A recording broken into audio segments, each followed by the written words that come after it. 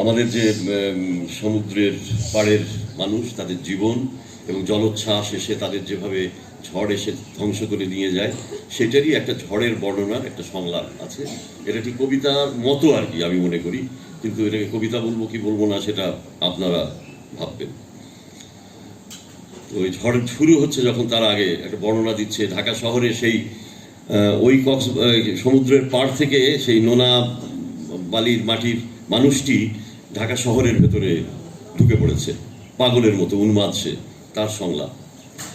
তার 5 দিন পর বিহানেই আসমানে জমে অল্প অল্প মেঘ, ইলিশ মারি ধরি ফিনফিন না বাসাতো বয় অল্প অল্প দূরপে বাড়ে।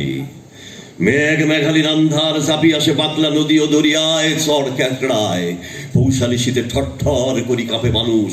তাহারা ভাবে তাহাদের একদিন নাও ছিল, জাল ছিল, নুন ছিল, হেই উঁচা টাল। বাতাস বাড়ে ক্যারমে ক্যারমে, নড়ে ঘর কাশবন গাছ, বাতাস জোর করে মেঘ ঘোরে, মেঘের বানাম ফুসিছে দারুণ হাওয়ায়। মেঘ তো মেঘ দরিয়ার প্যাটের থাকি উঠি আসে কালামোষের পাল, ভাঙা শিং ফোসায় গোষ্ঠায় আসমানে তালি খেলায় তারা। আসমান নাই, চান নাই, দরিয়ার কোল ঘেঁষি পড়ি থাকে সর ক্যাকড়া, ভিজে একলা, গুঙায় একলা, সর ক্যাকড়া। ধন্যবাদ।